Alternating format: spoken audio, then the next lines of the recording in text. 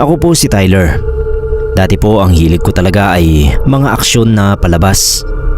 Kaya nga lagi kong pinapanood ay yung mga lumang pelikula ng mga action stars natin dito sa Pilipinas. Tapos nanonood din ako ng mga action movie ng ibang bansa. Pero nung mapakinggan ko yung kwento ng Tito Bonnie ko tungkol sa albularyong lumaban sa isang mangkukulam, ay doon na ako nagsimulang magkaroon ng interes sa mga nakakatakot na story. Tunay na karanasan ito ng tito ko at ng anak niyang babae.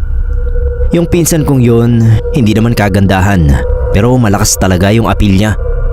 Ang daming nagkakagusto, masyadong ligawin. Hindi naman sa pagbubuhat ng bangko, Sir Neb, pero ganun talaga ang lahi namin. Mga hindi kagwapuhan at kagandahan, pero malalakas ang appeal. Kaso yun din ang naging dahilan kung bakit naranasan nila tito at anak niyang si Ate Belinda ang nakakapangilabot na pangyayaring yon sa buhay nila. Malayo yung bahay nila Tito Bonnie sa amin. Nagkakaroon lang kami ng pagkakataong magkita-kita kapag may okasyon, gaya ng birthday, binyag, Pasko, reunion, mga ganoon lang. Tapos noong nakaraang Pasko nga na nagki-Christmas party yung pamilya namin, ay nagkaroon kami ng pagkakataon ni Tito na magkakwentuhan ng medyo matagal. Paano kaming dalawa na lang ang natitirang matibay noon sa inuman. Tyler, itong ikukwento ko sa'yo, matagal na namin itong nililihim ng tita mo sa iba. Pero ngayon, sasabihin ko sa'yo. Kasi ikaw ang paborito kong pamangkin. Makinig kang mabuti ha. Talagang nagulat ako sa kwentong ito at nakumpirma ko ito dahil tinanong ko si Ate Belinda. At saka nabalitaan din naman talaga namin dati na nagkasakit yung pinsan ko ng malubha, kaya napauwi sila ng probinsya at nanatili doon ng matagal. Ang hindi namin alam ay yung may nangyayari na pala sa kanilang kakaiba. Inilihim din kasi nila yon dahil ayaw nilang mapag-usapan.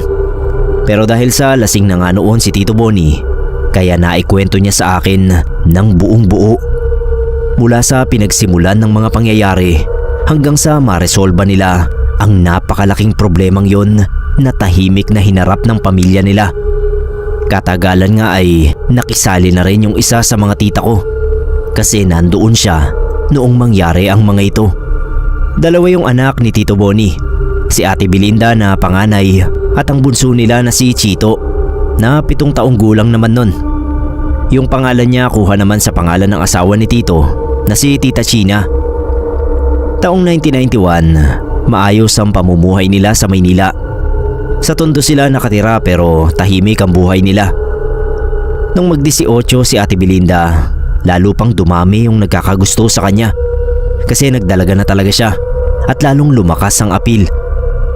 Isa sa mga nanligaw sa kanya ang bago nilang kapitbahay noon na si Jacob. Ang tanging kasama lang daw noon ni Jacob sa inuupahan nilang bahay ay si Lola Guada nito. Sabi ni Tito, matanda si Jacob ng 5 taon kay Ate Belinda. Kaya nung una pa lang daw na magparamdam ito ay ayaw na talaga ng pinsan ko. Nakakatakot yung naging simula ng kwento nila dahil bago pa man pala manligaw itong si Jacob kay Ate Belinda ay naging stalker na niya muna ito. Ilang bahay ang pagitan nila sa inuupahang bahay ng mga ito. Pero napansin ng pinsan ko na lagi raw tumatambay si Jacob sa harap ng bahay nila. May tindahan sa harap ng bahay nila. Doon daw laging nakaupo at nakatanaw sa bahay ng mga tito ko. Nung una syempre hindi pa nila ito kilala. Tapos nung mapansin nila na laging ang nakatambay at nakatingin sa bahay nila, ay palihim na pinagtanong ni tita sa mga kapitbahay kung sino ba yung lalaking yon dahil noon lang nila nakita. May nakapagsabi nga kay tita na bagong lipat yon kasama ang lola niya. Doon daw sa paubahan ni Aling Tasing.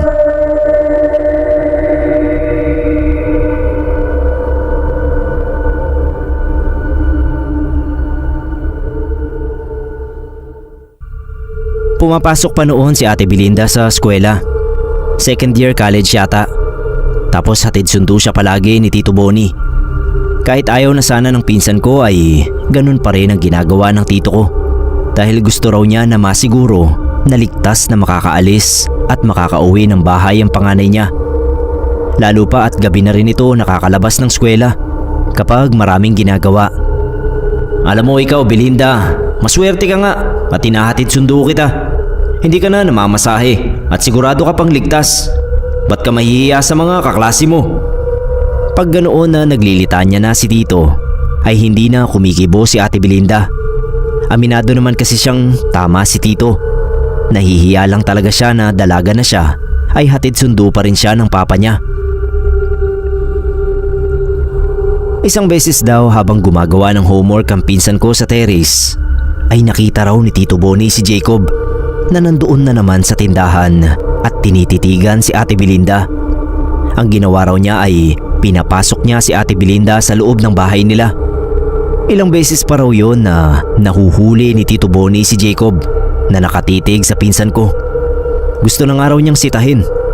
May mga pagkakataon pa raw na kahit gabi na at sarado na yung tindahan ay naroon pa rin si Jacob, nakatambay.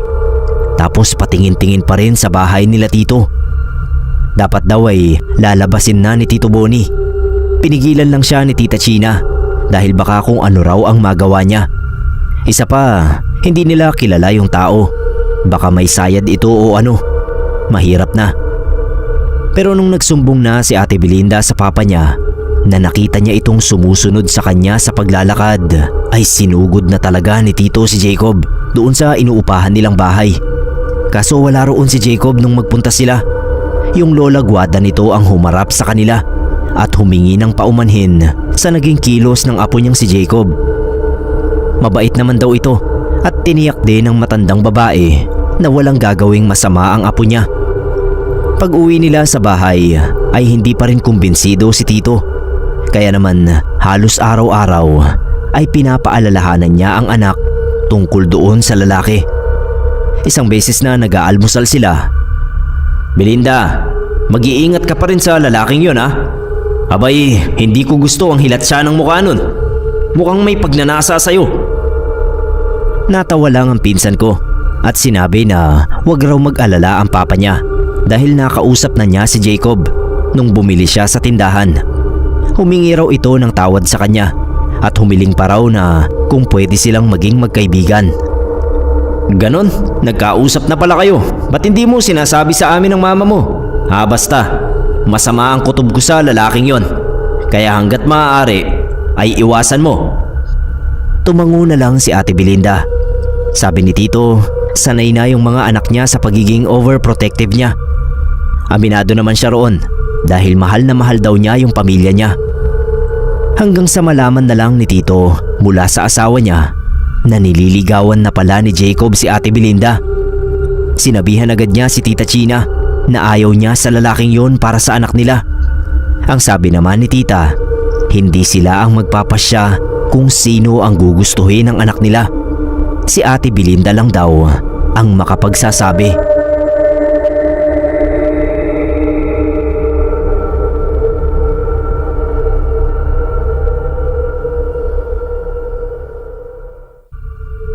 Nilapitan ni Tito Bonnie si Ate Belinda habang naguhugas ito ng pinggan. Tinanong niya tungkol sa panliligaw ni Jacob. Sinabi raw nito sa kanya na wala siyang dapat ipag-alala kasi kahit ligawan naman siya ni Jacob ay hindi niya sasagutin dahil ayaw niya sa lalaking mas matanda sa kanya. At ang weird pa, kung ganoon edi wag mo na siyang hayaan na ipagpatuloy pa yung panliligaw sa'yo. Bastidin mo na, sabi ni Tito Bonnie. Sinunod naman ni Ate Belinda ang payo niya na wag na itong paasahin. Kaso makulit yung lalaking yon, Sir Neb. Panay pa rin ang punta sa kanila. Si Tita China raw ang nagpapatuloy dito kasi tao naman daw na pumunta sa bahay nila. Nagdadala pa nga raw ng bulaklak at tsokolate. Parang isang tipikal na manliligaw talaga nung araw. Pero di ba sinabihan na nga siya ni Belinda na magkaibigan na lang sila? Bakit pinapatuloy mo pa rin? Baka mamaya kung anong gawin ng lalaking yun sa inyo, lalo na at nasa trabaho ako. Hindi nakaimik si Tita. May punto naman kasi talaga ang Tito Bonnie. Siniguro sa kanila ni Ate Belinda na binasted na niya ito. Kaya hindi alam ni ate kung bakit tinutuloy pa rin ito ang panliligaw sa kanya. Sir Neb, para hindi na siya ulit pumunta, si Tito na mismo ang kumausap sa kanya. Nakita niya itong nakatambay na naman sa tindahan at umiinom ng soft drinks. Kaya nilapitan niya at sinabihan na huwag nang pupunta sa kanila. Ibaling na lang daw nito ang pagtingin sa iba dahil hindi ito gusto ng anak niya. Marahan lang daw itong tumango at tapos ay umalis na sa tindahan. Nung ikwento yon ni Tito Bonnie sa pamilya niya habang nanonood sila ng TV, ay nagsabi si Belinda na naaawa siya kay Jacob. Pero hindi naman niya mapipilit ang sarili niya na gustuhin ito. Isa pa, wala pa raw sa isip niya ang pakikipag-boyfriend. Hanggang kaibigan lang talaga ang kaya niyang ibigay dito. Huwag ka nang mag-alala anak, makakalimutan ka rin nun. Hindi lang naman ikaw ang nambasted ng manliligaw. Mula noon ay hindi na nila nakitang tumatambay si Jacob sa tindahan. Nagtataka rin sila. Hanggang sa isang araw ay kumatok sa bahay nila ang lola ni Jacob na si Lola Guada. Pinatuloy naman nila tita. Nakikiusap yung matanda na bigyan ni Belinda ng pagkakataon yung apo niya. Kasi mula raw nang mabasted ito ay hindi na raw ito tumatayo sa higaan. Parang nawalan ng gana sa buhay. Ni ayaw kumain at hindi nga rin daw naliligo. Teka ho Lola, paano naman yung anak namin kung ayaw talaga niya sa apo nyo? Ang mabuti pa Lola, kausapin nyo yung apo nyo at sabihin nyo na marami pa namang ibang babae dyan, hindi lang yung anak ko. Kahit ganoon ang sinabi ni Tito Bonnie, ay nagmakaawa pa rin yung matanda kay Ate Belinda.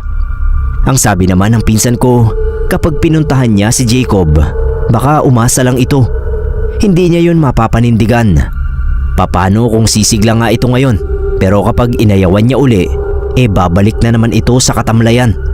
Sana raw ay irespeto na lang ang desisyon niya. Ginawa ni Lola Guada ang lahat. Lumuhod pa nga ito pero tinayo lang agad ni Tita China. Pero hindi raw talaga pumayag si Tito na puntahan at amuin ni Ate Belinda si Jacob. Ayaw talaga ng pinsan ko sa lalaking yon. At kahit ang papa at mama niya pa ang mag-utos, ay hindi rin daw ito susunod. Wala ngang nagawa si Lola Guada. Umalis na lang daw ito at nag-iwan pa sa kanila ng isang makahulugang tingin.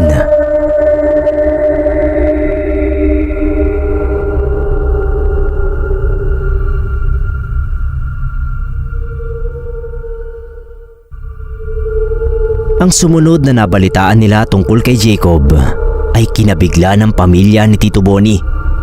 Winakasan daw nito ang sariling buhay. Ang sabi ng mga kapitbahay ay nagbigti raw sa banyo ng inuupahan nilang bahay. Iyak ng iyak noon si Ate Belinda.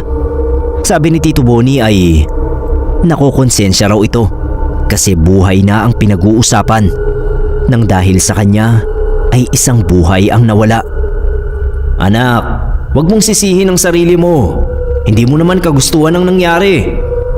Tama lang naman ang ginawa mo na nagpakatotoo ka sa kanya. Baka hanggang dun lang talaga ang buhay niya. Gusto raw sanang makiramay nila Tito. Kaso yung bangkay daw ni Jacob ay hindi doon binurol. Inuwi daw ito sa probinsya ni Lola Guada sa tulong ng mga kamag-anak.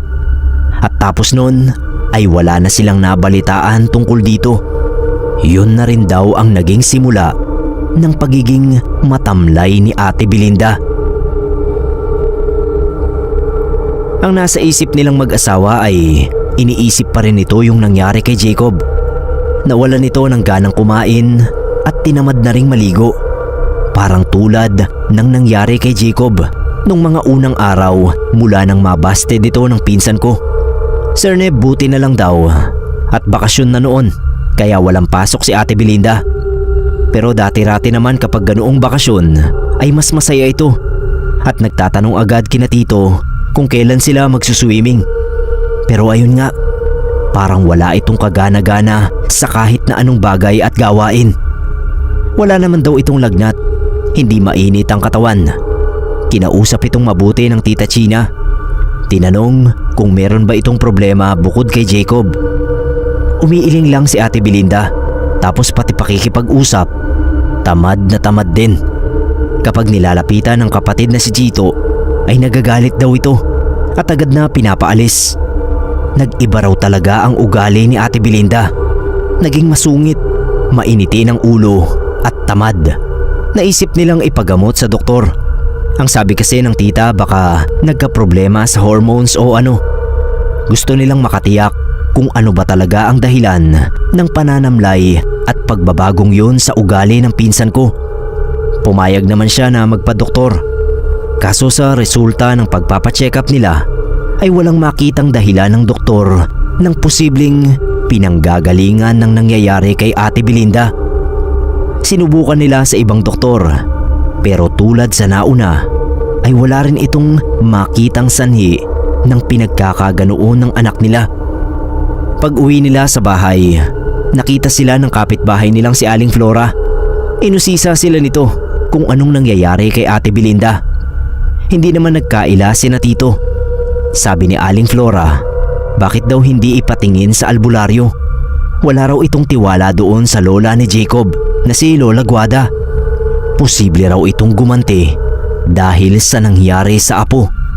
Pwedeng pinapakulam nito si Belinda dahil ito ang dahilan ng pagkawala ng apo niya.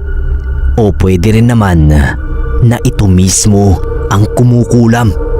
Nasa itsura naman daw nito. Ang sinabing yon ni Aling Flora ay naging palaisipan sa mag-asawa. Yun ang pinag-usapan nila habang kumakain silang dalawa ng hapunan. Nakatulog na kasi si Ate Belinda at si Chito rin na napagod sa pagpapalipat-lipat nila ng doktor. Gina, ano sa tingin mo? Posible nga kayang kinukulam yung anak natin? Hindi masagot ni tita ang tanong ni Tito Boni. Parang nag-iisip daw ito. Nang bigla na lang nilang marinig ang sigaw ni Ate Belinda mula sa silid nito. Dali-dali nila itong pinuntahan. Nakita nilang nagwawala ang anak nila habang kinakamot nito ang katawan. Sobrang katiraw. Yun ang sinisigaw ni Ate Belinda.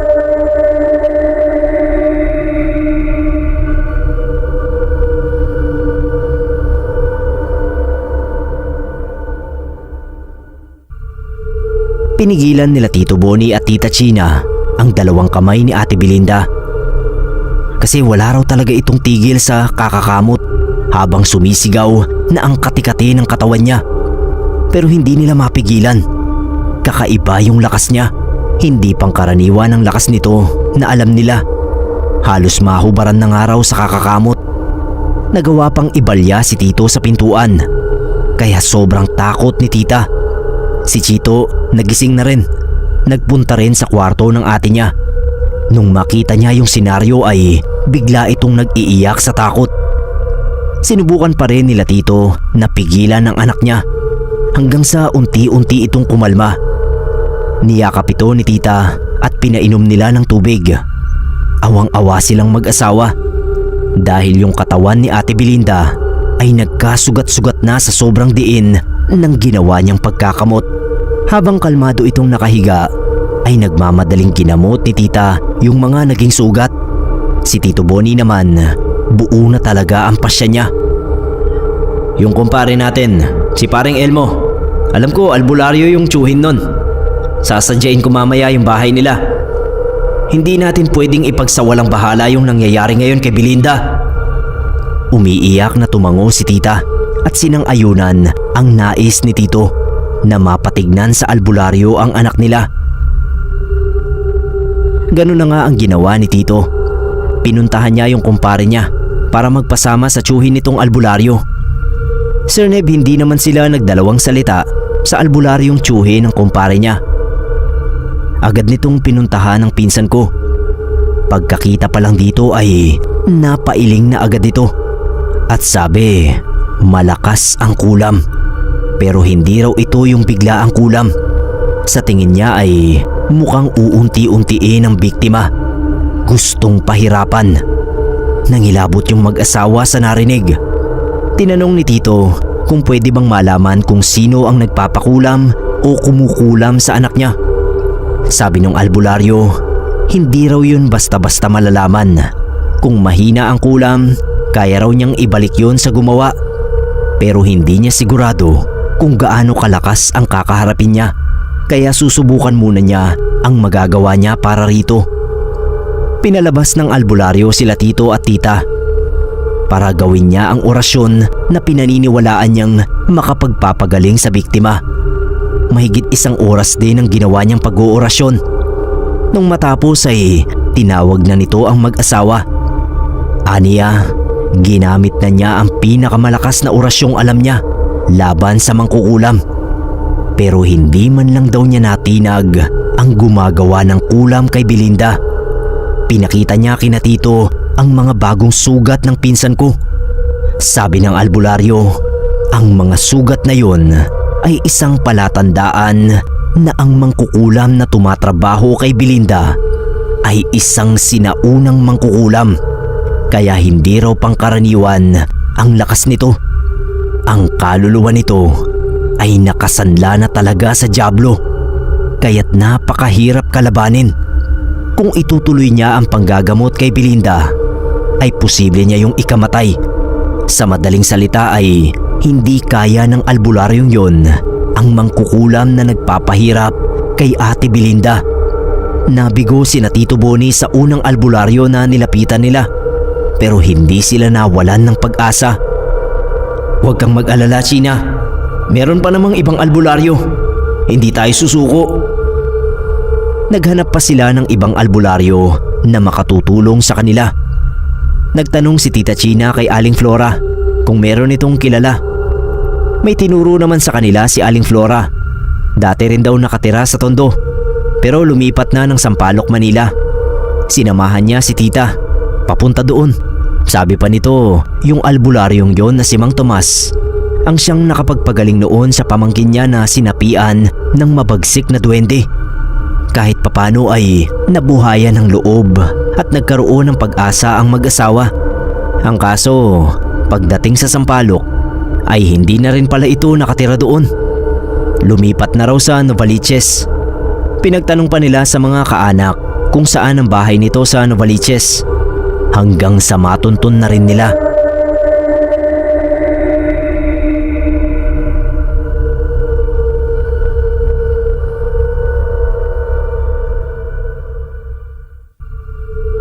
Tinanggap naman ni Mang Tomas. Sinabi nila rito ang sinabi ng unang albularyo tungkol sa anak nila. Sabi ni Mang Tomas, maraming mabibigat na kaso na raw ng pangungulam ang naresolba niya. Kaya naniniwala siya na kaya rin niya ang kay Belinda. May kamahalan nga lang ang singil nito sa kanila, pero hindi na raw mahalaga noon ang pera kina tito. Basta mapagaling lang si Ate Belinda. Mang Tomas, nagtitiwala ho kami sa inyo. Pagalingin niyo po yung anak ko. Ang gusto sana ng mayabang na albularyo ay si Ate Belinda ang dalhin nila sa bahay niya. Kaso sabi nila tito, hindi na raw nila pwedeng ilabas ang anak nila. Bukod sa ayaw nitong lumabas ay dumami pa yung sugat-sugat nito sa katawan.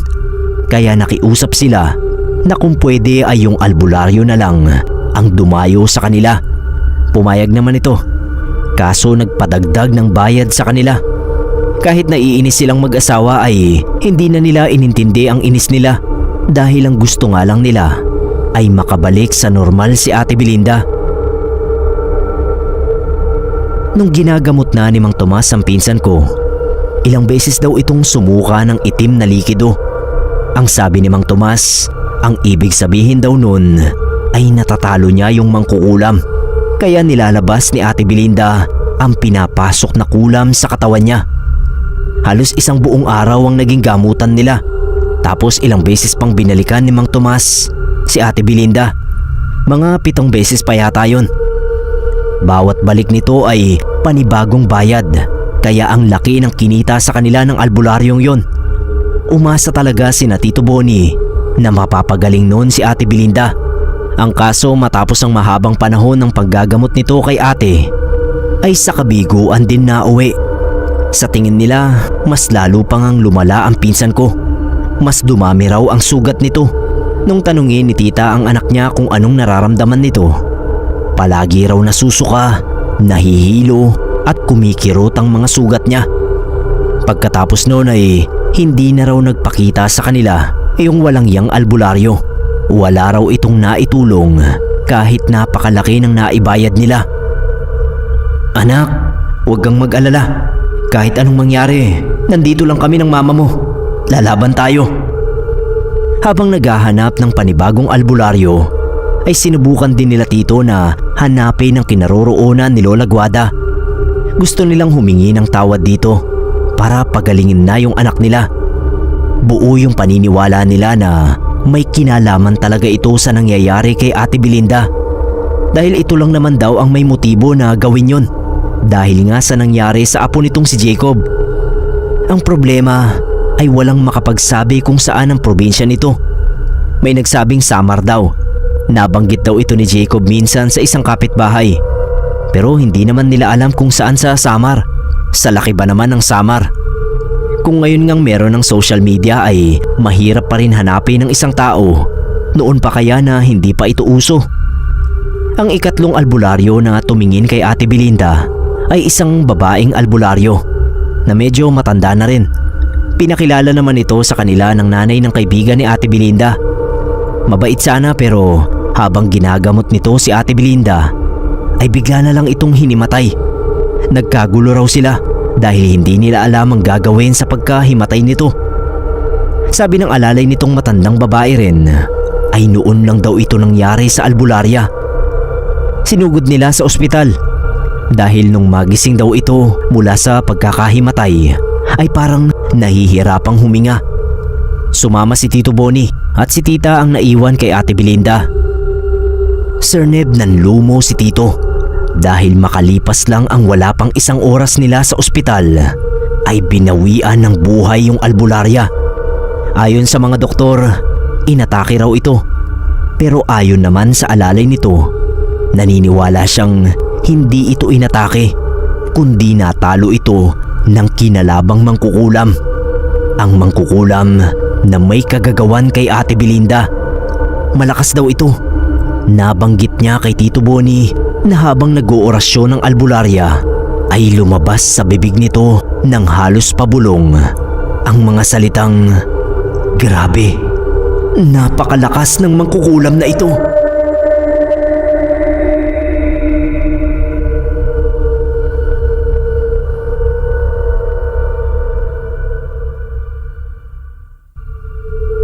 Halos mawalan na ng pag-asa sina Tito Boni nun. Nag-iiyakan na silang mag-asawa. Sumubok ulit sila sa doktor dahil sa nakita ng mga doktor na kalagayan ni Ate Belinda ay na-confine ito ng halos 2 buwan din. Pero walang nagbago sa sitwasyon niya at mas lalo pang ang lumala. Yung dati na mga sugat lang, ngayon daw ay nagkaroon na ng pagnanaknak. Gumrabe talaga yung kalagayan ng pinsan ko, Sir Neb.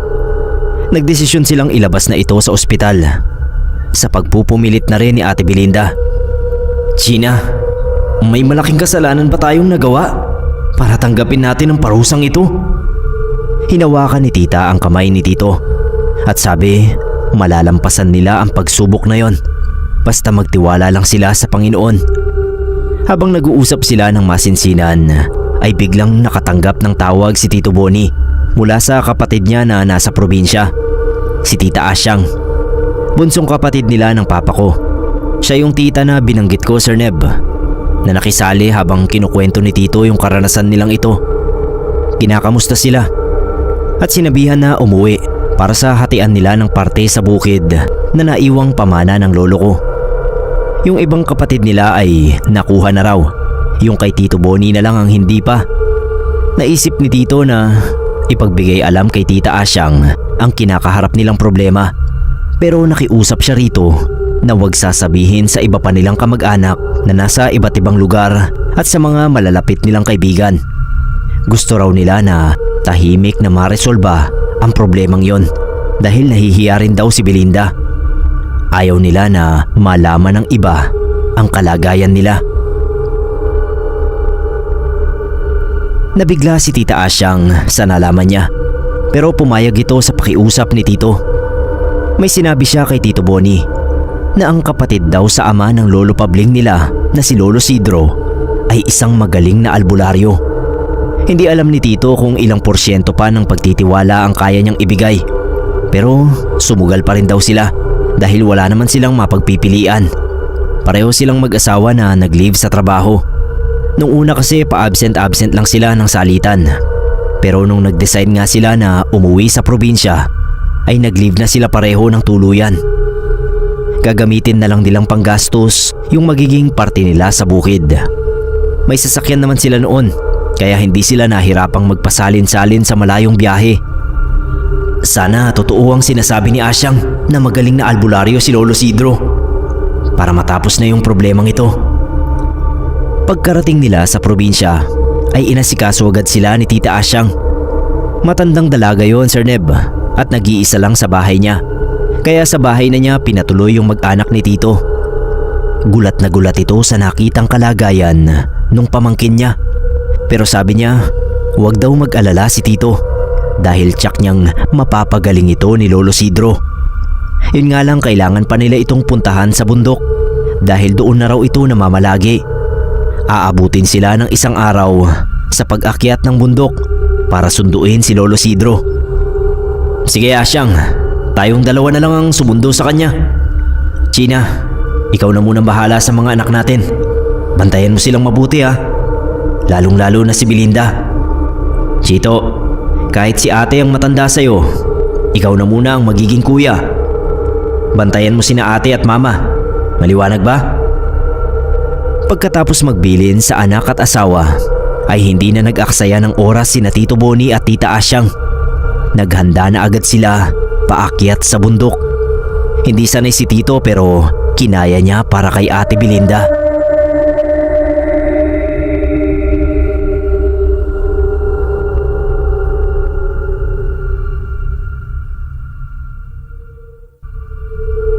Sa wakas, matapos ang nakakapagod na pag-akyat sa bundok, ay narating din nila Tito at Tita ang kubo ni Lolo Sidro. Tulog siya nung datnan nila. Pinatuloy naman sila nito sa maliit na kubo at tinanong agad kung ano ang sadya nila. May katandaan na talaga ito at hindi pa nga sila nakilala agad. Lolo Sidro, apo ho kami ni Lolo Pabling. Ako po si Boni at ito naman ang kapatid kong si Asyang. Magpapatulong sana kami na mapagaling yung anak kong babae. Kinukulam ho eh. Bale, taga Maynila ho kami at 3 albularyo na ho yung tumingin sa kanya. Isa ang namatay na. Hindi agad sumagot si Lolo Sidro. Saglit na nag-isip. Maya-maya ay tsaka ito nagsalita. Ang sabi ay bagamat marami na siyang napagaling noong araw, matagal na rin siyang hindi nang gagamot. Ang huling pasyente pa nga niya ay mahigit 2 taon na ang nakakalipas. May pag-aalinlangan sa boses ng albularyo, kaya nakiusap si Tita Asyang at sinabi nito na buhay ng isang dalaga ang nakataya. Kung hindi niya ito tutulungan, ay maaaring masayang ang buhay ng pamangkin niya. Napapayag naman niya si Lolo Sidro. Binigyan nila ito ng ilang oras na paghahanda sa pagbaba ng bundok. Habang nasa daan, ay nangangalap na rin ang matanda ng mga halamang kakailanganin niya para sa orasyon. Anito, susubukan niya ang magagawa niya para makatulong. Asyang, sigurado ka ba na mahusay ang si Lolo Sidro? Parang may sariling mundo eh. Kanina pa bulong ng bulong. Akala ko nga tayo yung kinakausap. Natawa si Tita Asyang sa sinabi ni Tito. Ganoon daw talaga ito. Sabi ng mga matatanda roon ay ginagawa ito ni Lolo Sidro para magpatabi-tabi sa mga hindi nakikitang elemento sa bundok at humihingi na rin ng gabay sa gagawin niyang pakikipagtuos muli sa masasamang elemento sa ibaba ng bundok. Huwag na lang daw nilang pansinin. Nung marating nila ang bahay ni Tita Asyang ay nagpahinga muna saglit si Lolo Sidro. Nagpawala muna ng pagod bago tinignan si Ate Belinda sa silid na pinagamit ni Tita Asyang. Tinignan niyang mabuti ang mga sugat ni Ate Belinda. Kinausap niya yung pinsan ko tungkol sa nararamdaman nito. Sa pagkakataon na yon, ay tango at iling na lang ang naisasagot ng pinsan ko. Hinang-hina na raw kasi ito. Tapos pinisil niya yung isa sa mga sugat nito. Nagulat sila Tito dahil hindi man lang nag-react si Ate Belinda.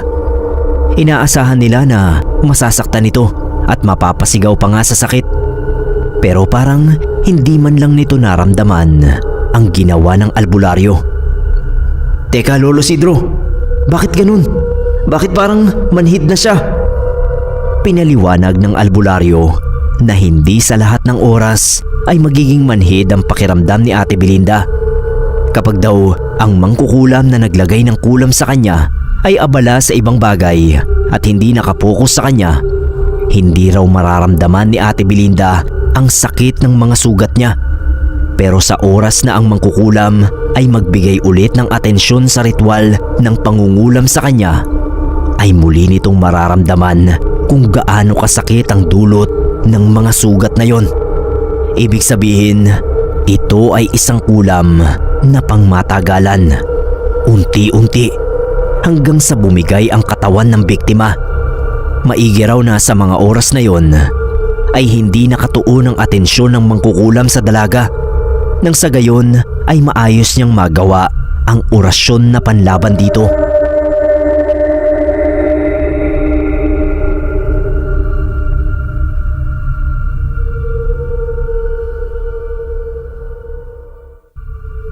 Humingi si Lolo Isidro ng katahimikan para sa pagriritual na kailangan niyang gawin bago niya gamutin si Ate Belinda. Doon sa likod ng bahay niya ito ginawa, sa harap ng malaking puno doon, para walang makaabala sa kanya. Mga ilang minuto niyang ginawa ang ritual at saka siya pumasok ulit sa loob. Yung mga dahon na inorasyonan niya ay isa-isa niyang tinapal sa bawat sugat ni Ate Belinda. Matyaga niyang ginawa yon. Halos buong katawan ng pinsan ko ay may sugat. Sa mga pribadong parte nito ay si Tita China ang nagtatapal. Bilin ng albularyo na huwag yung tatanggalin at hayaan muna sa loob ng magdamag. Sa pagbukang liwayway ay tsaka nila yun tatanggalin. Sinunod naman nila ang bilin ng albularyo. Sa kabilang silid lang natulog si Lolo Isidro. Hindi na muna ito umakyat sa bundok. Kailangan itong bantayan si Ate Belinda dahil ayon daw dito ay malakas ang mangkukulam na kakalabanin niya. Kaya hindi siya pwedeng magpatumpik-tumpik at magpabanjing-banjing. Kailangan niyang matutukan ng husto sa bawat oras si Ate Belinda. Tuwing alas 6 ng gabi ay nagre-ritual si Lolo Isidro sa likod ng bahay ni Tita Asyang. Tapos ay muli itong magtatapal ng mga inorasyon ng dahon sa mga sugat ni ate. Gabi-gabi raw yon. Kinausap ni Tito Boni si Tita Asyang sa labas. Asyang, mukhang wala namang nangyayari sa ginagawa ni Lolo Isidro. Pang ilang gabi na ba to? Tinapik siya ni Tita Asyang sa balikat at sinabi na huwag siyang panghihinaan ng loob. Alam daw ni Lolo Isidro ang ginagawa niya. Kailangan nilang ibigay ang buong tiwala nila. Sana nga mapagaling niya si Belinda. Awang-awa na ako sa anak ko eh. Napakabait niyang bata para danasin niya yung ganitong klaseng pahirap. Napabuntong hininga na lang daw si Tita Asyang. Siniguro nito na malalampasan din yun ng pamangkin niya. Ilang araw pa ang lumipas at hindi nagtagumpay si Lolo Isidro sa unang subok niyang pagalingin si Ate Belinda. Sumubok pa siya ng ibang paraan. Doon na mismo siya nagritual sa loob ng silid kung nasaan si ate. Tahimik lang na nakamasid sina Tito Boni. Magkahawak kamay sila ni Tita China, habang si Chito naman ay pinabantayan muna nila kay Tita Asyang. Natatakot kasi ito sa albularyo. Maya-maya ay nakita nilang pumiksi-piksi si Ate Belinda. Yung gumalaw-galaw ba? Pero nakapikit daw ito. At yung reaksyon ng muka, parang nahihirapan. Mahigpit daw ang kapit nito sa kumot. Tuloy lang sa ginagawa niyang pagre-ritual si Lolo Isidro. Hindi raw maintindihan ni Tito yung mga binibigkas niyang salita. Sari-sari na ang nararamdaman nilang mag-asawa, pero nangingibabaw pa rin ang takot. Ilang saglit pa ay nagsisigaw daw si Ate Belinda. Nagsimula na naman itong kamuti ng mga sugat niya. Tulad ng ginawa nito nung unang beses itong makaramdam ng pangangati sa katawan na lumikha ng mga sugat niya sa katawan. Tapos sigaw daw ito ng sigaw na makati.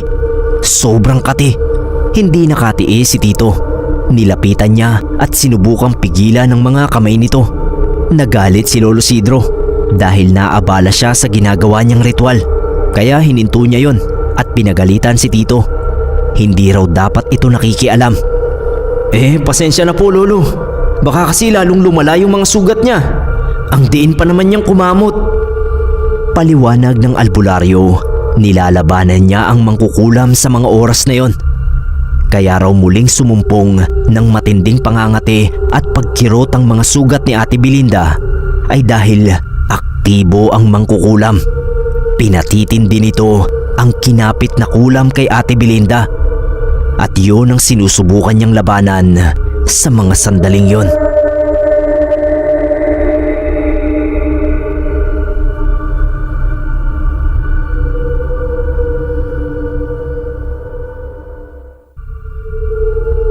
Dahil sa ginawang pangingialam ni Tito Boni, ay pansamantalang inihinto ni Lolo Sidro ang ginagawa niyang ritual. Nagpatimpla siya ng kape kay Tita Asyang. Nilapitan siya ni Tito at kinausap. Tinanong niya kung ano na ang mangyayari sa anak nila. Lolo Sidro, pasensya na ho ulit sa pakikialam ko kanina.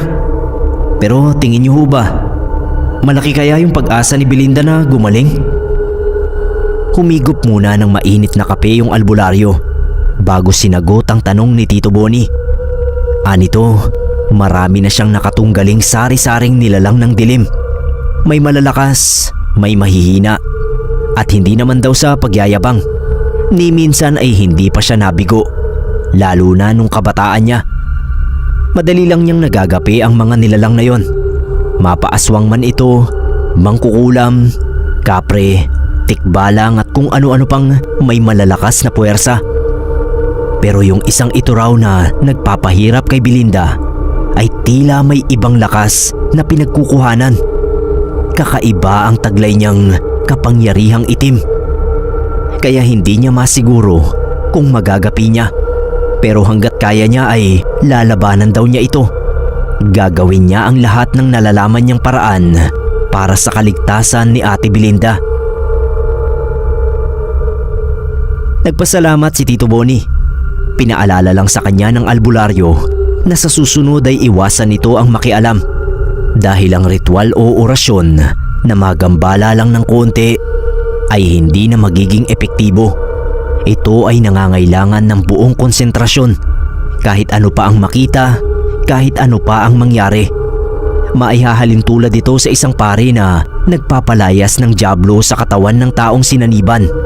Hindi maaaring maistorbo dahil mawawala ang focus ng pare at matatalo siya ng dyablo. Sana raw ay malinaw yon kay Tito Boni.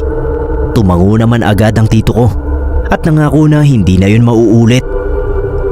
Nung gabing yon ay hindi raw makatulog sina Tito Boni at Tita China. Panay ang silip nila sa silid na tinutulugan ni Ate Belinda. Nag-usap muna sila sa sala. Kapag nakikita nila yung kalagayan ni Ate Belinda ay talagang binabalot sila ng awa rito. Sa kalagitnaan ng pag-uusap nila ay lumapit sa kanila si Chito at nagtanong kung hanggang kailan sila titira roon. Kung hindi pa raw ba sila babalik sa bahay nila. Anak, malapit na. Kapag gumaling na si ate, uuwi na agad tayo at magse-celebrate tayong apat. Magsisimba, kakain sa labas, tapos mamamasyal. Sinundan ni Chino ng isa pang tanong kung kailan daw ba gagaling ang Ate Belinda niya. Nagkatinginan na lang sila tito at tita at sinabi na lang nila na malapit na. Tapos sinabihan din nila si Chito na ipag-pray ang ate nila para mas mabilis itong gumaling kesa sa inaasahan nila. Tumango si Chito at tapos ay bumalik na ito sa higaan kung saan katabi niya si Tita Asyang. Bago matulog nung gabing yon ay chinek ulit nila tito si Ate Belinda. Natutulog na raw ito pero bakas sa muka ang paghihirap sa kalagayan niya. Nakakunot daw yung noo niya habang natutulog. Anak, lumaban ka lang. Huwag kang susuko. Hindi tayo susuko. Huwag kang mag-alala. Magaling na albularyo raw si Lolo Sidro. Siya ang pinakamagaling dito sa lugar. kaya alam kong mapapagaling ka niya. Magdasal ka anak, yan lang ang pinakamalakas nating sandata laban sa mangkukulam na yon. Pagkatapos daw noon ay lumabas na rin ang silid si Tito. Pero si Tita China ay nagpaiwan na. Doon daw muna siya sa tabi ng anak niya. Gusto raw niyang bantayan ito sa pagtulog habang hindi pa siya inaantok. Hinayaan siya ni Tito. Mas mainam na raw na may bantay nga ang anak nila.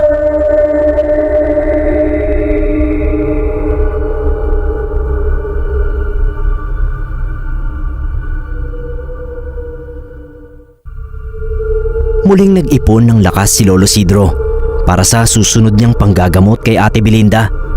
Gumamit na siya ng isang sanga ng kahoy. Hindi raw alam ni Tito kung anong klaseng sanga yon. Basta ginagamit daw talaga yon ng mga albularyo sa probinsya para sa malakasang pagriritual. Sa pagkakataon na yon ay magdamag nag-orasyon si Lolo Sidro. Palihim siyang pinapanood ni Tito Boni. Nasa likod bahay yung albularyo at itinaas ang kapirasong sanga na parabang humihingi ng tulong sa liwanag ng buwan. Matapos yon ay pinuntahan na nito si Ate Belinda. Ginamit niya yung dulo ng kahoy para dutdutin ang mga sugat ng pinsan ko. Napasigaw raw ito sa sakit. Akmang sasakluluhan ni Tito pero pinigilan siya ni Tita Asyang. Hayaan daw yung albularyo. Si Tita China naman ay lumayo. Hindi niya matiis na tignan ang anak niyang namimilipit sa sakit. Napansin nilang kahit kinalikot ng dulo ng sanga ng kahoy ang sugat ni ate, ay hindi ito nagdurugo. Katunayan daw yon na hindi talaga ito ordinaryong sugat, kundi mga sugat na gawa ng mahikang itim ng mangkukulam. Sabi ng albularyo, ginagalit daw talaga siya ng mangkukulam na yon. Muli niyang dinutdot ng kahoy yung mga sugat, pero ganoon pa rin ang nangyayari. Sir Neb, namimilipit lang sa sakit si Ate Belinda. Dapat daw ay makita niyang may lumalabas na itim na likido doon. Palatandaan na natatalo niya yung kulam. Pero wala nga siyang mapalabas maski patak. Matapos ang makapigil hiningang tagpong yon, ay huminto yung albularyo na parabang napagod. Sumalampak siya sa sahig at nagpaabot ng tubig kay Tita Asyang. Anito, masyadong malakas talaga ang mangkukulam. Kailangan niyang mag-isip ng ibang estratehiya kung paano ito malalabanan. Halos mawalan ng pag-asa si Tito Boni dahil sa nangyari. Kinausap niya si Tita Asyang. Asyang, paano na yan? Mukhang hindi rin naman makaya ni Lolo Sidro yung mangkukulam na yun. Ano kaya kung bumalik na lang kami sa Maynila? Maghahanap na lang ulit kami ng ibang albularyo doon.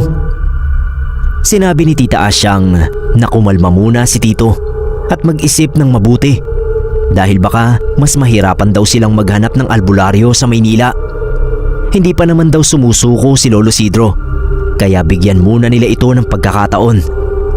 Nagsuggest naman si Tita China na ilapit nila sa pare ang problema nila. Baka makatulong din daw ito.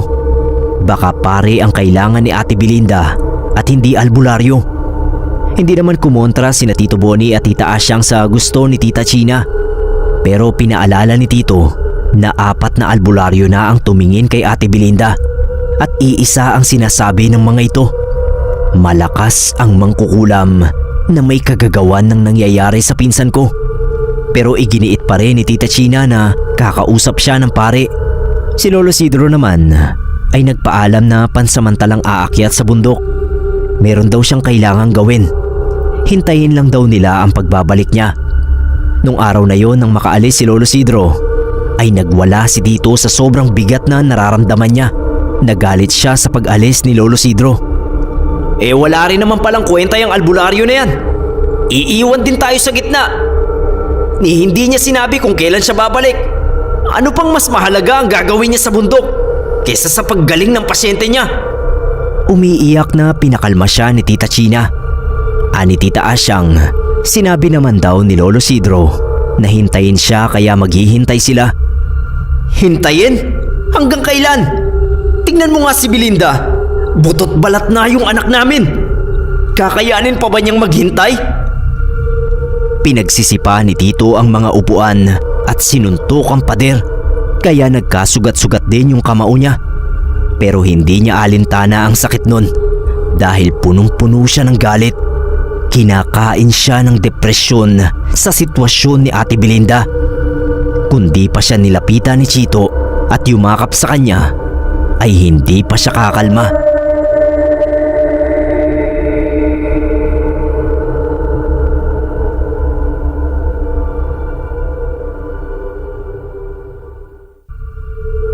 Matapos mailabas ang galit, ay naupo sa isang sulok si Tito. Nilapitan siya ni Tita Asyang at inabutan ng malamig na tubig. Asyang, may iba ka pa bang kilalang albularyo na makakatulong kay Belinda? Yung totoong magaling? Umiling si Tita Asyang. Anito, si Lolo Sidro na ang tinuturing na pinakamahusay na albularyo sa lugar nila. At kahit sa mga kalapit na bayan, si Lolo Sidro rin ang tinatawag. Napatigil lang daw ang gawaing yon ng matanda nang piliin nitong mamundok dahil gusto na sana nitong magpahinga. Pero hindi naman daw ibig sabihin noon ay nawala na ang kakayahan nito at husay sa pagiging albularyo.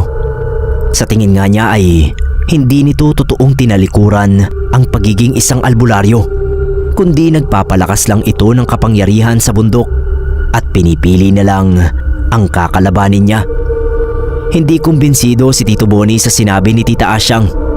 Para sa kanya, tulad din si Lolo Sidro ng mga naunang albularyong tumingin kay Ate Belinda, mga mahihinang albularyo.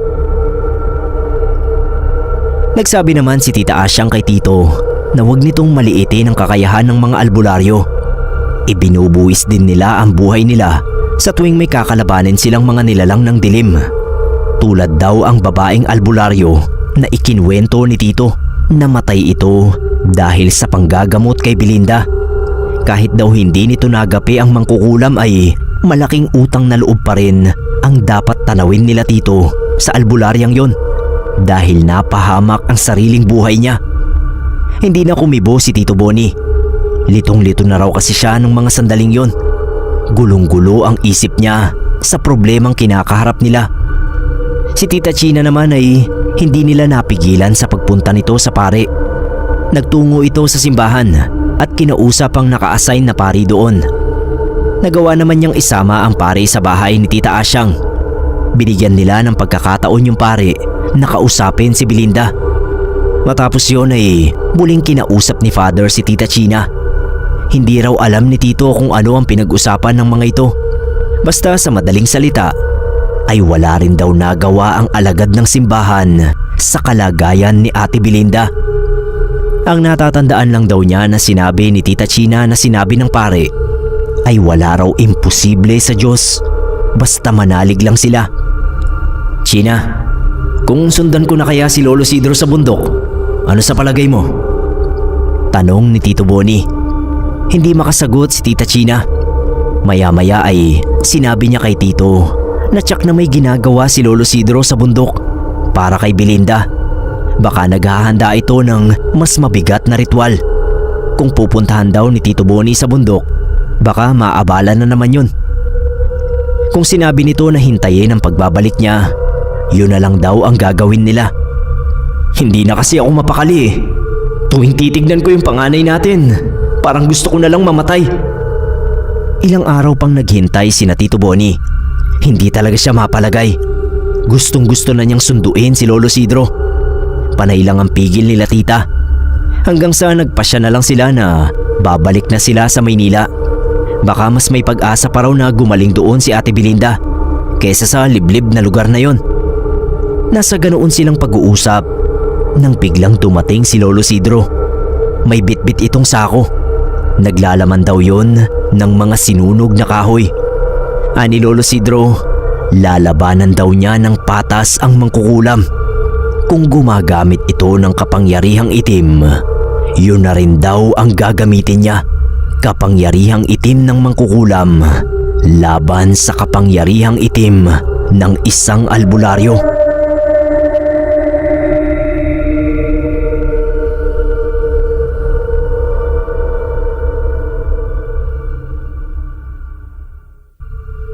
Sa pagbabalik ni Lolo Sidro, ay muling nabuhayan ng loob sina Tito. Anang albularyo, kailangan niya raw na magpalakas sa bundok. May mga ritual daw na doon niya kailangang gawin para makuha niya ang konkretong katahimikan at gayon din ang tulong ng mga elemento sa bundok. Hiningi raw niya ang basbas ng mga ito para malabanan ang malakas na mangkukulam. Kinailangan niyang magsakripisyo ng ilang hayop para makumpleto ang ritual na yon. At ngayon nga ay handa na siya. Meron lang siyang ilang bilin sa kanila. Kailangan niya ang buong pagtitiwala at pananalig sa kanya sa lahat ng orasyon na gagawin niya. Ang pagtitiwala nila ang magiging pader niya laban sa iba pang galamay ng mangkukulam. At kagaya ng dati ay kailangan pa rin niya ang katahimikan sa bahay na yon. Sumagot naman agad si Tito Boni. Opo Lolo Isidro, makakaasa po kayo sa amin. Alang-alang sa anak ko. Ang unang orasyon ay agad isinagawa ni Lolo Isidro nung gabing yon. Sa harapan mismo ng higaan ni Ate Belinda. Nagsindi siya ng mga kandilang itim na ipinalibot niya sa kanya bilang proteksyon. Tapos ay binuklat niya ang itim na aklat at nagsimulang basahin ng mga letra doon. Ilang saglit pa at narinig nilang umuungol si Belinda. Napapakunot ang noo nito at bumubulong ng tama na. Hindi raw matiis ni Tito ang nakikitang paghihirap ng anak, kaya ang ginawa niya ay pumikit na lang siya at nanalangin habang patuloy ang pag-oorasyon ng albularyo. Alam niya kasi na hindi niya ito pwedeng lapitan. Maya-maya ay papalakas ng papalakas ang pagdaing ng pinsan ko na parang hirap na raw talaga ito. Habang lumalakas ang daing ni Ate Belinda ay nilalakasan din ng albularyo ang pag-oorasyon niya hanggang sa nagsisigawan na silang pareho. Para bang nagpapalakasan daw ng boses hanggang sa mawalan ng malay ang pinsan ko. Si Lolo Isidro naman ay parang hinang-hina na napaupo sa sahig. Inabutan agad siya ng inumin ni Tita Asyang. Si Belinda naman ay agad nilapitan ng mama at papa niya. Ani Lolo Isidro, unang orasyon pa lang daw yon. Ang pagkahimatay ni Belinda ay senyales na sa unang laban ay natalo niya yung mangkukulam. Pero hindi pa raw doon nagtatapos ang lahat. May mga susunod pang orasyon silang paglalabanan. Ito rin daw ang ginagawa ng mangkukulam kung nasa ang panig man ito. Ang orasyon ng kapangyarihan nitong itim. Ito ang sinusubukang pabagsakin ng albularyo nang sa gayon ay tuluyan ng mawala ang bisa ng kulam na ikinabit niya sa dalaga.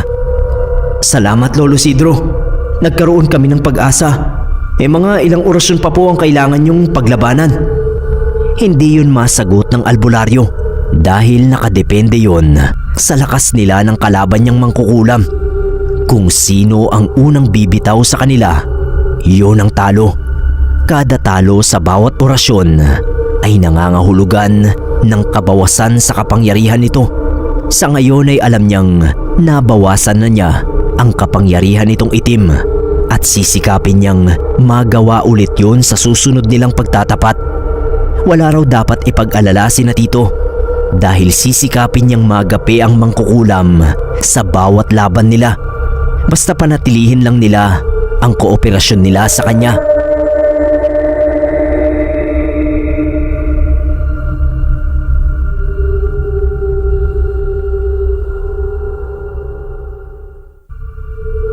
Sa muling paghaharap ng albularyo at mangkukulam sa isang orasyon, nakumpiyansa si Lolo Isidro na muli niya itong matatalo. Sina Tito Boni naman ay nagkaroon na rin ng lakas ng loob na panuorin ang mga nangyayari. Kinakabahan man sa mga posibleng mangyari, ay pinanghawakan nila ang pagkapanalo ni Lolo Isidro ng unang laban. Katulad ng naunang orasyon ay ganoon na naman ang nangyari. Halos magwala si Ate Belinda dahil sa sobrang sakit na nararamdaman niya. Pero hindi bumitaw ang albularyo sa kanyang orasyon. Sa halip ay lalo pang humigpit ang hawak nito sa itim na aklat at tinibayan ang sarili niya. Maya-maya ay lumakas ang hangin sa loob ng bahay ni Tita Asyang. Napakapit si Tita China kay Tito Boni at si Tito Boni naman ay kumapit sa pader habang si Tita Asyang ay hindi binibitawan si Chito na umiiyak na nung mga sandaling yon dahil sa sobrang takot. Yung lakas ng hangin ay nakikipagsabayan sa lakas ng mga sigaw ni Ate Belinda. Ilang sandali pa at unti-unting humupa yung lakas ng hangin hanggang sa tuluyan itong nawala. Ani Lolo Sidro, pangalawang orasyon pa lang yun. Pero alam niya na malaki na ang nabawas sa kapangyarihang itim na hawak ng kinakalaban niyang mangkukulam. Tiyak na kinakabahan na raw ito ngayon. Sa tingin ni Lolo Sidro ay hindi na magtatagal at tuluyan niya itong mapapasuko. Dahil sa sinabi ng matandang albularyo ay nadagdagan din ang pag-asa nila Tito. Pero sa ikatlong pagkakataon ay doon muli silang pinanghinaan ng loob dahil sa gitna ng pag-oorasyon ng albularyo ay bigla itong natigilan.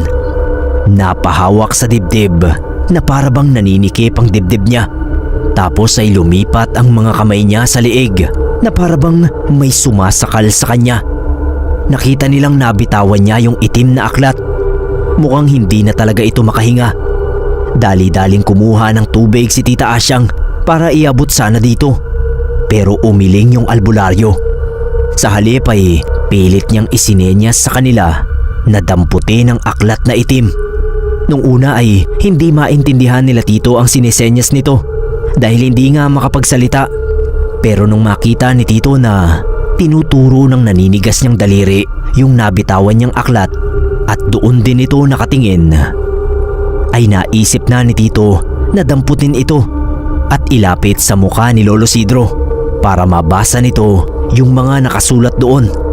Nagsilbing tagahawak ng aklat na itim si Tito hanggang sa unti-unti ulit na lumuwag ang paghinga ng albularyo.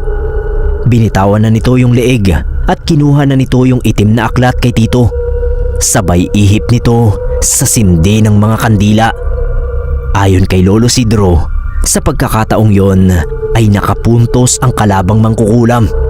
Kailangan daw sa muling pagtutunggali nila ay tuluyan na niya itong matalo. Tapos ay nagpasalamat siya kay Tito dahil kung hindi raw nito nailapit sa kanya yung itim na aklat ay hindi niya nabigkas ang mga dapat pa niyang bigkasin mula roon.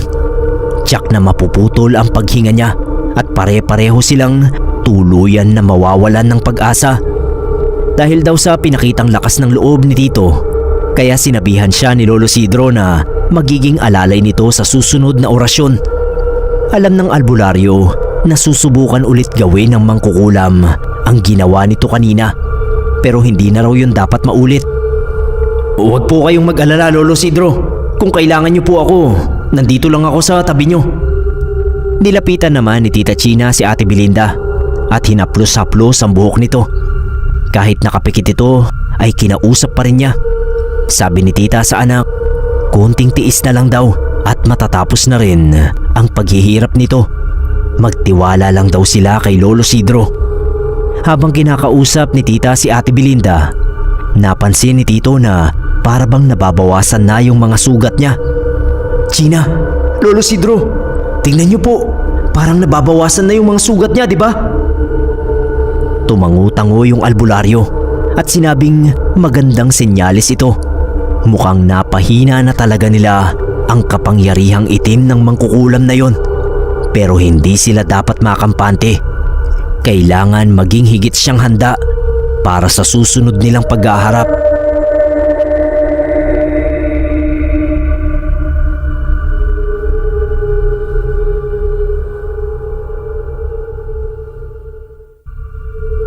Nung gabing yun, bago simula ng orasyon, kinausap ni Lolo Sidro ang mag-asawa.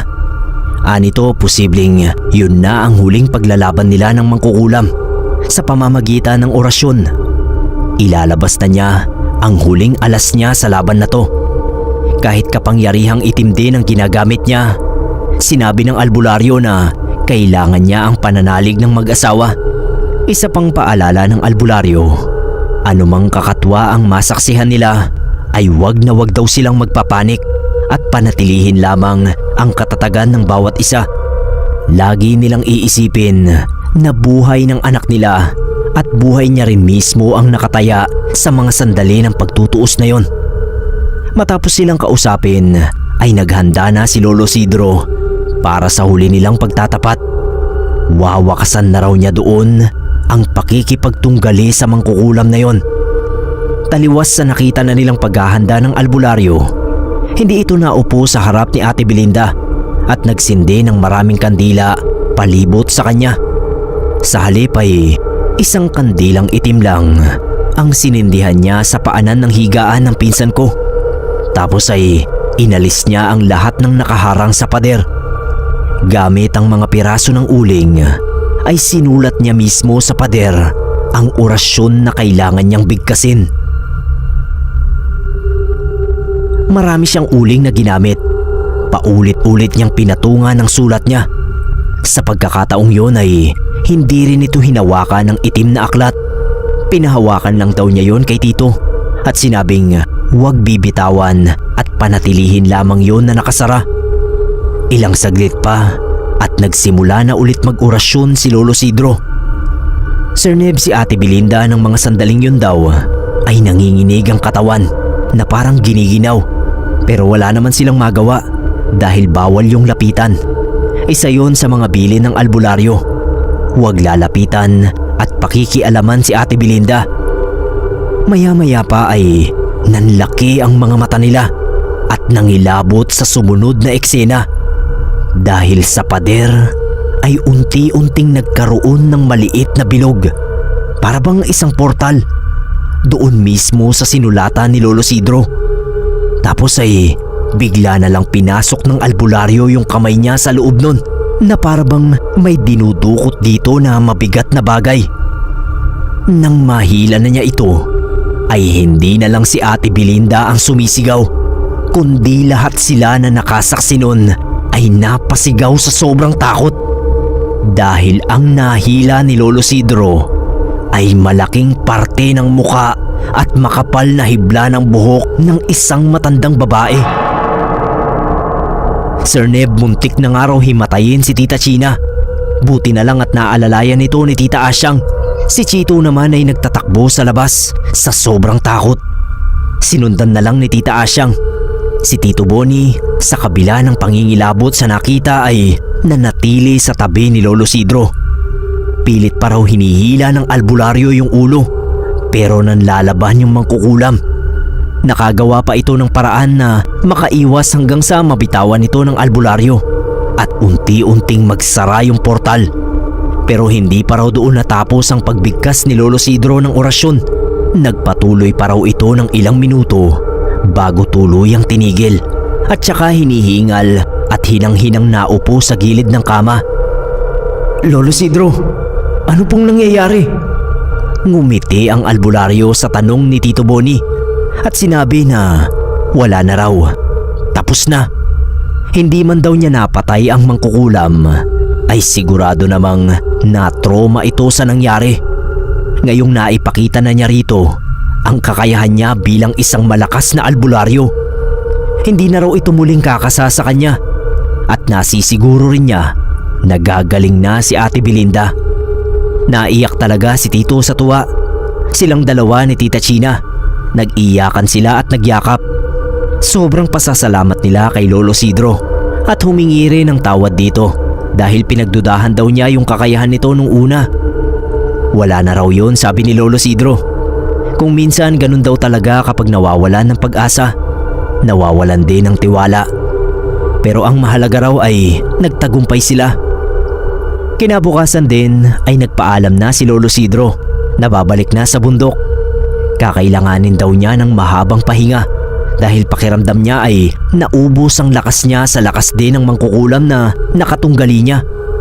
Hindi niya tinanggap ang bayad nila Tito. Sapat na raw na nakatulong siya sa mga ito. Sina Tito naman ay nanatili pa sa probinsya ng mahigit 1 buwan para sa pagpapagaling ni Ate Belinda. Sir Neb, nung marinig ko yung kwentong yon ni Tito Boni, lagi kong nai-imagine kung papanong hinila at pinunit ni Lolo Sidro yung mukha ng mangkukulam mula sa portal.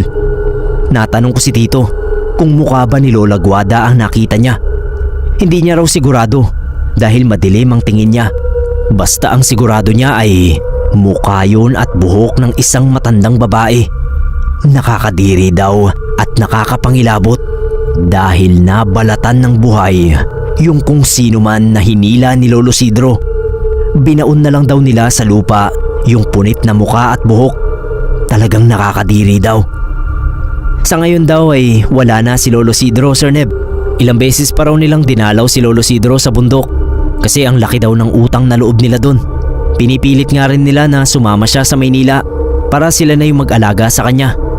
Pero ayaw daw talaga ni Lolo Sidro. Ang huling sinabi ni Tito Bonnie bago niya tapusin ang kwento ay talagang nagpamangha sa akin. Kung ganoon daw kalakas si Lolo Sidro nung mga panahon na matanda na siya, paano raw kaya noong kabataan niya? Siguradong napakalakas niyang albularyo.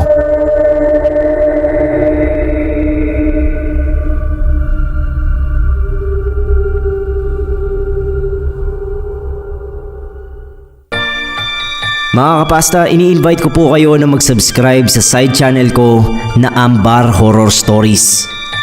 Bali, dalawang variation po ang meron tayo sa channel na ito. Una po ay yung narration style na kagaya ng ginagawa natin sa Pinoy Creepypasta. At ang pangalawang version po natin sa channel na ito ay yung dramatized o yung old style radio, kagaya ng Gabi ng Lagim. Makakasama po natin dito si Sir Ken ng Scream PH para sa narration. Tapos para naman doon sa stories natin na dramatized, makakasama natin dito ang Dark Shadows 101. Muli po mga kapasta, Ambar Horror Stories. Sana po suportahan nyo. Maraming salamat po.